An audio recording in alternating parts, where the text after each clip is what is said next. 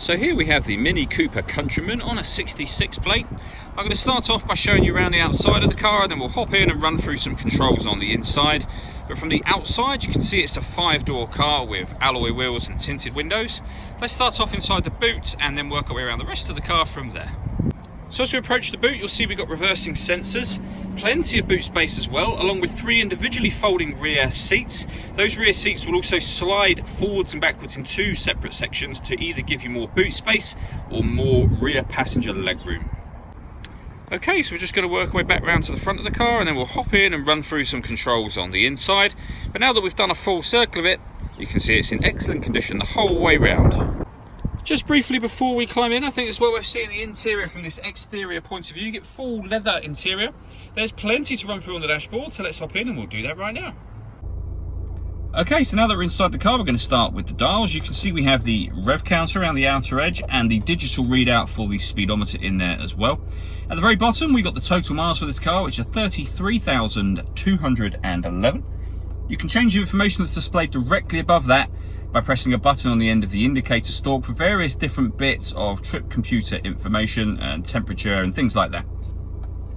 If we're back out to the steering wheel, on the left hand side we have stereo and phone controls, and on the right hand side we have cruise control and speed limiter. Over in the center here we have the main kind of entertainment screen for the car. Includes such things as satellite navigation. There's a full video showing how that works on both our website and on our Facebook page. But ultimately, everything is controlled using this dial and these buttons down here. So you can rotate the dial to select certain things, push it down, and you'll be able to go into these menus. For example, your radio menu.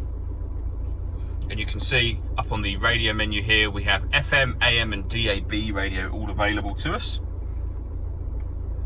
We've then got a CD player, as well as being able to plug in a USB input, stream music wirelessly via Bluetooth audio, and we've got auxiliary input as well.